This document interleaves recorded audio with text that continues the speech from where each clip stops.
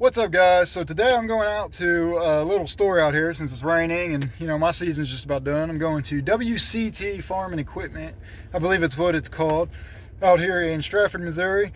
Shout out to Sean Stafford, or Sean Stratford. Sorry, I probably just killed your last name. Shout out to him. I think you were the one that recommended this place to me for being a nice little dealer out here, and I really appreciate that. So, and if you weren't the one that recommended this to me, hey, shout out to you anyways. So I'm here at WCT Equipment, Farming Equipment out here, Farming Yard, whatever it's called. I'll put a link in the description.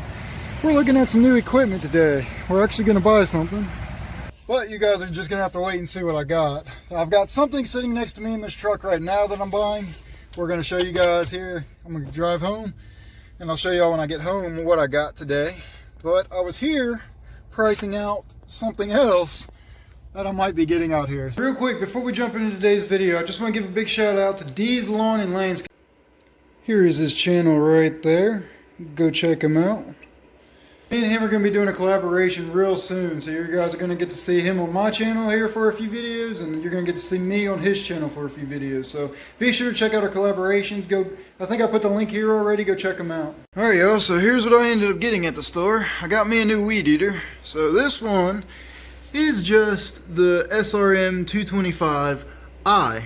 So the I is for easy start. We'll go over why I got that one here in just a few. Let me explain why I just went with another 225 and why I got the easy start. Its weight plays a big factor in the reason why I bought it.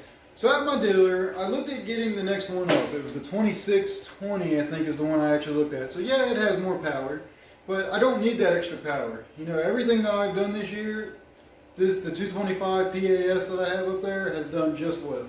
Now, I held this one next to the 2620, and as well as just about every Echo model there's out. And this is about a pound to a pound and a half lighter than all the other models that they have. So you guys might be thinking, oh, don't be a little baby, you know, it's just a pound and a half. How much more can that make a difference? You're only using it for a few minutes. Well, there's the thing. Most of you guys that have been with me for a while, and to you newer guys, I mow a pretty large apartment complex that takes 4.5 to 5.5 hours to weed eat in one time. Every time I'm there, it's 4.5 to 5.5 hours of weed eating, and that's just me doing it myself. So you can cut that in half and just say 2 hours of weed eating. You hold a weed eater for 2 hours and tell me that that extra pound and a half doesn't make a difference. I promise you, it does. I don't need anything that's super powerful. You know, the 225 has done me very well all year long, even when I had a couple of brush cuttings and stuff like that. Now, I did get a brush cutter attachment for it. I know this is a little underpowered for cutting thick stuff like that, but I think that brush cutter attachment will make up for that difference, and it'll help speed me up doing it. The other thing was the price. I believe it was like $150 cheaper to buy this one over the one that had more power. Maybe not 150, it might have been like 100 or something like that, but you know, I just couldn't justify paying that little bit of extra price for just more power, and that's more power I don't necessarily need. Now, I would like to get a bigger one. Coming at the end of this coming up season, we'll see. I might actually try and get a more powerful one like the 2620 and run that just to try it and see if maybe I do need the extra power. So here's why I bought the Easy Start. And when I say it's Easy Start, it's that right there would fire it up if it was on. I mean, I don't know if you guys can hear it cranking and you guys can see it, but I'm not pulling it at all, and it's starting.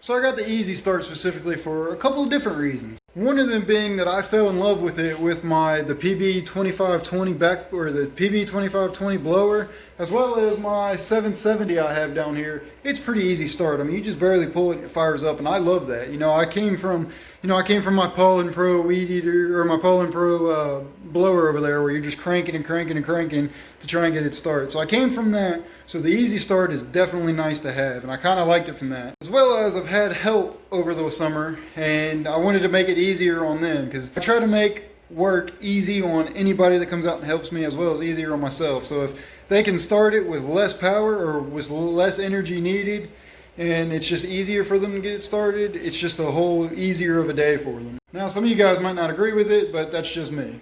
Now we'll see. Like I said, I'll put it through the test, this weed eater through the test this year, and see if maybe by the end of the year, maybe I need to upgrade and buy something bigger. But as of right now, I don't think I need to. What else did I go look at while I was there? So that place is a Toro dealer and a Ferris dealer, and I actually went and looked at a couple of different mowers of each. Because as you guys know, I'm looking at buying a few extra things of equipment here. So one of them was the Ferris walk behind, the 30-inch, the real small one. One of them was also the Toro 30-inch. And then a few of them, there was a small Ferris zero turn I went and looked at, as well as the Toro Grandstand, or even the Toro Multiforce I went and looked at, because I'd really like to get a stand on at some point.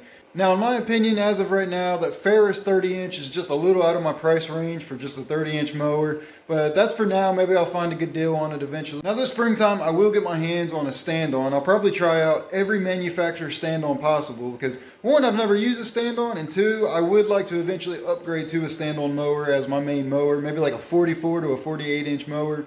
And that'd be my main mower that I run on your average everyday yards. But we'll figure that out when the time gets here. That's a little ways away. So I hope you guys enjoyed this video. I hope you guys like all the stuff that I've got coming, and I hope you guys like my current equipment now that I'm getting. So give this video a big thumbs up, and thanks for watching, y'all.